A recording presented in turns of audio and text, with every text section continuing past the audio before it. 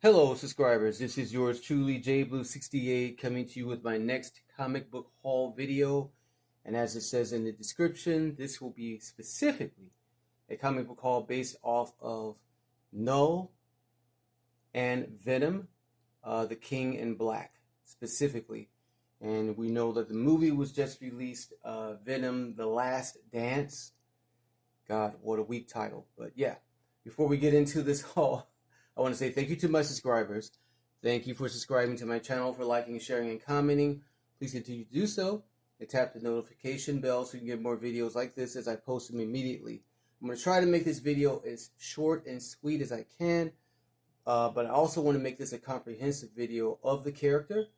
So it may be a little lengthy. I know my comic book haul videos don't get as many views as I'd like, but I hope that this one will interest you and excite you, or at least interest you. This is going to basically be, again, a haul, brief haul, and it consists of books, like I just mentioned, of KNULL, who you see on this beautiful, stunning, gorgeous, and creepy cover, drawn by one of my favorite artists who I've met a couple of times, Ryan Stegman, based off of a story written by Donny Cates, who I also have met. He's not the creator of Venom, but he is the creator of this particular character here, who briefly appeared, I think only for like 2.5 minutes in the movie. I did see the movie over this weekend. In fact, I did a video of me actually at the movie theater, a shorts video at MJR, where I watched it. I actually got some little merch too, as you see in the camera view. I did a little shorts video, actually on this, of the Venom popcorn kettle. In the background, you see from Marvel Legends is the Venom creature with the tongue hanging out. And as I said before, there's Todd McFarlane's the co-creator of Venom, and he's not a fan of the Venom with the tongue, as you see back there. They raise the camera a tad. The Venom right back there. He's not a fan of the Venom with the tongue. When he co-created Venom, Venom did not have a tongue. Venom looked like what you see right there. Okay. And I got a couple other comic books here. I have my coffee cup, my Venom coffee cup as well. I won't say that I'm a major fan of Venom or Carnage. I do like them a lot. They are spawns of Spider-Man, and that's one of the things we're going to talk about in this haul. How Sony continues to, pretty much as far as I'm concerned, wreck the Spider-Verse, doing their versions of what they believe the Spider-Verse should be, creating the rogues gallery of Spider-Man villains outside of Spider-Man, as they've done with what was it, the vampire movie that came out, man, I forget the name of the vampire. It'll come to mind shortly. As they did with Madam Web, they did with Carnage, and with the Venom films. They all seem to me to be very silly and wonky, and why everything shouldn't always necessarily be serious. Venom is not a hero, and what I think that they're trying to do with the character is create the character, or recreate the character of what is known as Venom, the Lethal Protector, which is on this issue here, also written by Donny Cates, issue number 25, Lethal Protector, Venom. I think that's the Venom that they're trying to do, but I think that they failed really to do that. But let's go ahead and get into this comic book haul. And before I do, I'm not going to say I'm the best comic book reviewer. I won't say I give the best comic book hauls. I do my best, and in terms of inputting my knowledge of what I know of comic books, I am an avid comic book reader and collector, and one of the reasons why I emphasize reading comic books before you see the movie, any movie based off comic books, you should know the story, and really read the comic books first, so that you can really know what's going on. Because this movie, I guess I'll give a review at the same time while I'm doing the comic book haul. This movie was all over the damn place, man. It was all over the place. It had no solid story. I don't like Tom Hardy as Eddie Brock. I don't like how they portray Venom. It's like, to me, they portray Eddie Brock reminds me of like the drunk version of Captain Sparrow from the Pirates of the Caribbean films, and that's not what he is at all. He's a human being possessed by a symbiote, which causes him to have dual personalities. And that does not come off to me very well in the films. But we're going to read to you directly from the pages of Marvel comic books the origin of the character, who he is, who KNULL is, and so on, etc. This is from Marvel Tales, which has a foreword written by Marvel writer Ralph Macchio. And we'll just kind of skip over some things. We're not going to read this whole foreword, just some of it, where it says, our first exposure to the symbiote we all know and love began in the Secret Wars limited series, which Marvel is actually reprinting right now. It's a line that began in 1984, where it introduces the Spider-Man, where he's on Battle World, and Peter Parker is overtaken by an alien symbiote, and which actually creates the black costume that we see him in Secret Wars. And he rejects the costume. We learn that it's actually an alien life form. It found another host once Peter Parker rejected, and that host was Eddie Brock. And things shifted into high gear. We saw Brock, the costume, take over Eddie Brock, who was an enemy of Peter Parker, and his hatred of Peter Parker, it transforms into the suit, which combined with the combined negative energy and feelings towards Spider-Man, brings forth Venom. From there, we learn that Venom was not a solo act. In fact, there was an entire planet of slimy symbiotes. I'm reading this paragraph, but I'm kind of skimming through it and kind of translating it, into a shorter version, as opposed to just, again, reading everything that's here, because this is a lot. But yeah, that's pretty much where Venom came from. But then we learn, as it says here, that the Venom symbiote came from a planet of symbiotes. And in the Al Ewing Ultimate series, we learn more about the symbiotes themselves and the planet and where they come from, and that, again, there is a specific creature named KNULL, who's in an alternate universe. He actually kills one of the Celestials, and we see the Celestials in the movie, what is it, the Avengers, or not the Avengers movie, the Eternals, where they actually show the Celestials and who they are, the Celestials who create the Eternals, and they're giant. They're basically giant. They're giant gods or space gods. And there's a battle that ensues between KNULL and one of the Celestials. We actually beheads one of the Celestials with a sword, and that head becomes what is called Nowhere. Nowhere is a planet that's seen in, I think, the very first, all three Guardians of the Galaxy films. But he actually creates what's called the Necro Sword, which is what you see right here on the front of the page here. The Necro Sword, or also called the All Black, which he uses to kill all the gods in the universe.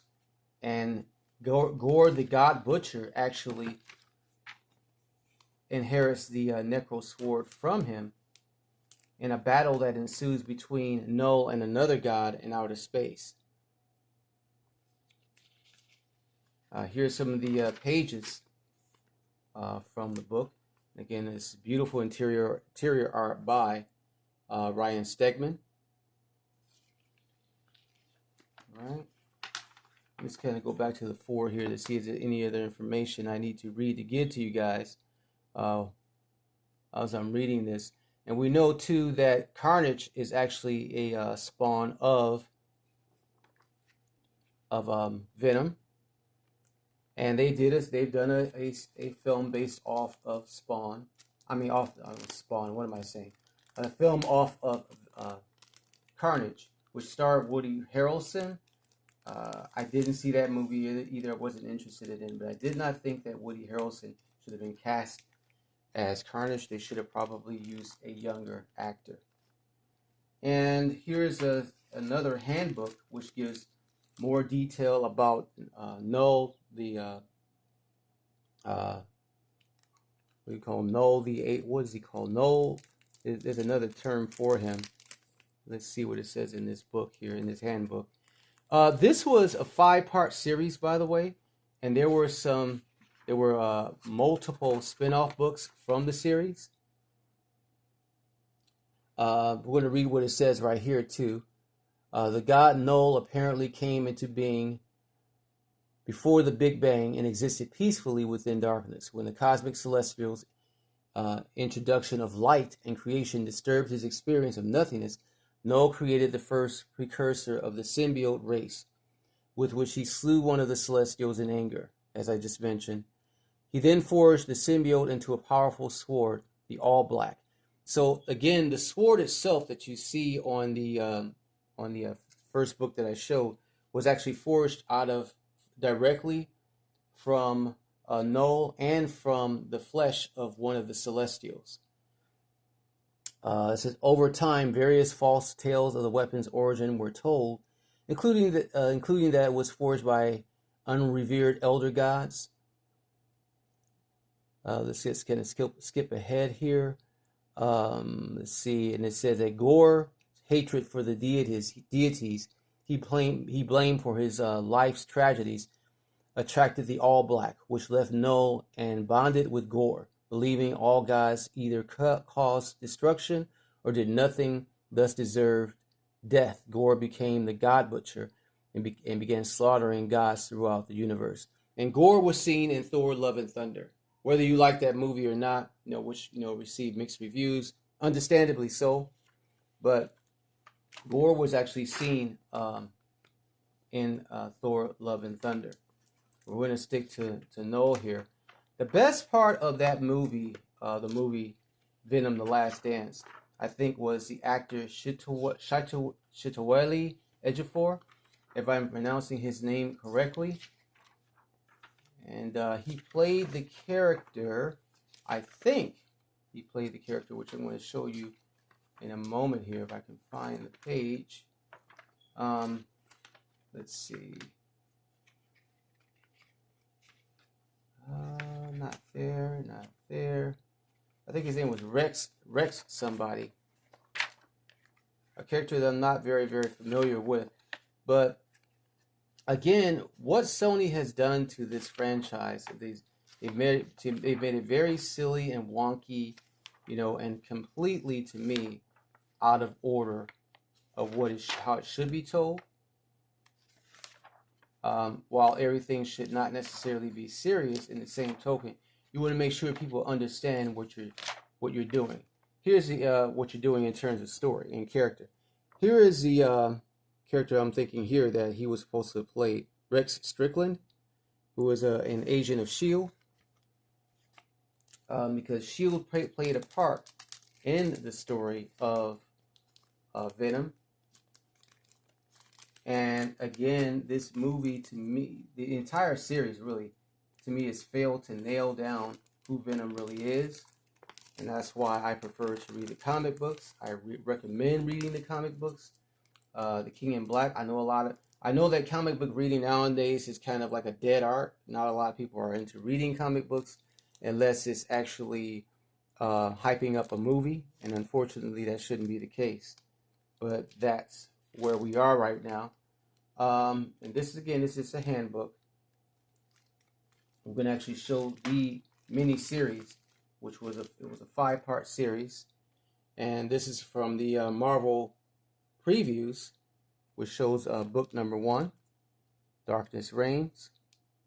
Here is the actual book number 1 of that series, and the character Eddie Brock actually has a call on both the Avengers and the X-Men to help him as KNULL is actually on his way to Earth, on his way to actually destroy every living being in the universe and create his horde, his symbiote horde across the galaxy.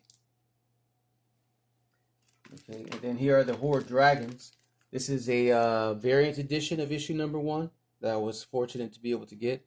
Here are the Horde Dragons coming from the symbiote planet to invade Earth, to take it over and to destroy all human life there. Here's issue number 2, and there is KNULL right there. Okay. We have a Marvel Spotlight, which gets into talking more about the character. And this is actually the cover for issue number 3 too.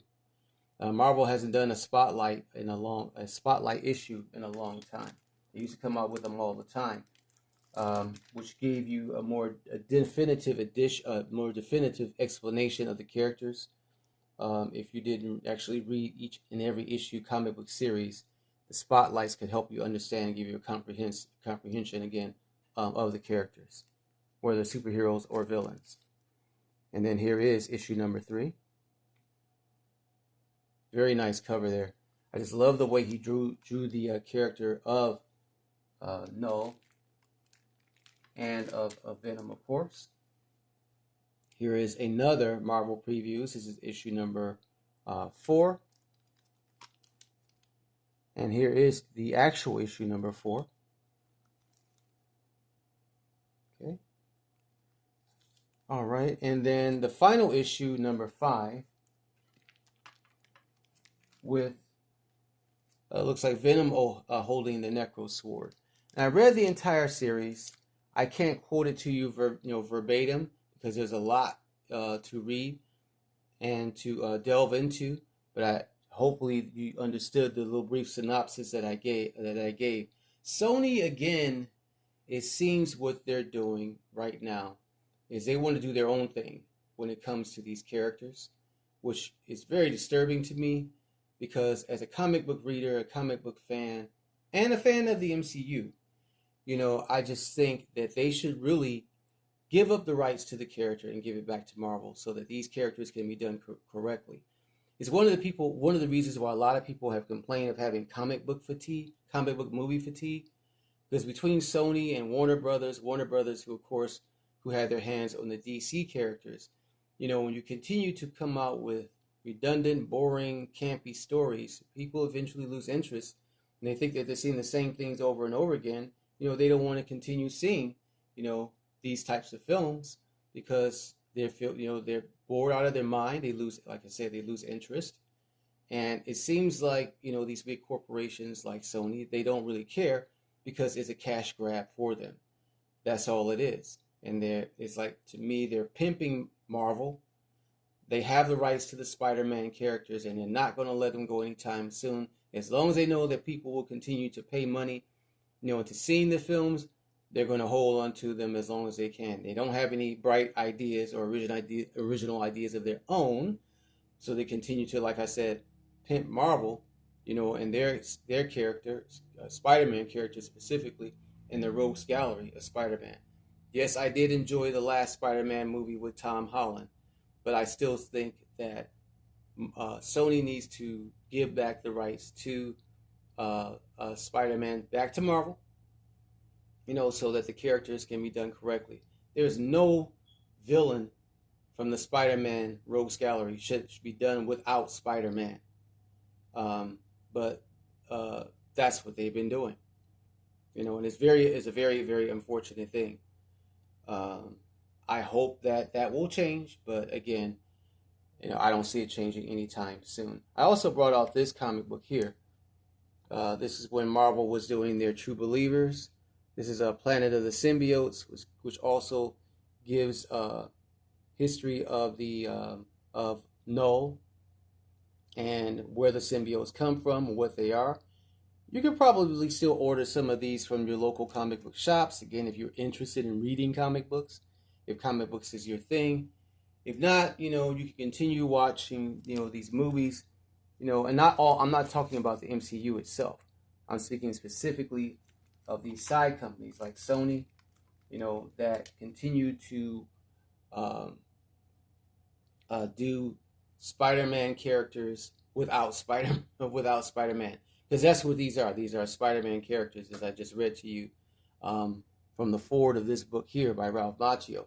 These characters come from Spider-Man, essentially, and again, Sony wants to do their own thing, and I don't like it. There are a lot of fans have complained about it. I don't like to complain about superhero movies because, as you know, this is my thing. It's my hobby. I don't like to do that, but unfortunately, sometimes you got a voice. Put a voice out there, because if people are not checked in terms of what they do when it comes to creating these characters and putting them on screen, they'll continue to do it without without prejudice or without any type of interest in truly putting creative thought in these movies for the fans. And yes, I know everything shouldn't necessarily be fan service, but at the same token, if you're doing superhero films based off of these comic books, I hope the people that are working for Sony actually read comics, which it seems to me, I doubt that they actually do. I doubt that they actually do. So, all right, so that's my comic book haul of Venom and KNULL. If you want to know who he is, again, you can probably find these comic books at your local comic book shop, or go somewhere online, where they sell comic books to order these. I'm not sure if they're still in print or not. Some of these probably are not, but some probably are. So yeah, that's pretty much it. I'm sorry to rant. I hope this doesn't sound like ranting, or I don't sound like a man baby in terms of my opinion and take on these. But I still love, I love Marvel Comics, of course. I like the character of Venom. I like the character of Carnage. And I will continue reading comic books, to get the good stories. Because the comic books a lot of times are better than the actual movies. And this is certainly one of those cases. All right. That's it. That's all, y'all. Thank you all for joining me. Read a comic book. Happy Comic Book Wednesday. Peace, love, and hair grease.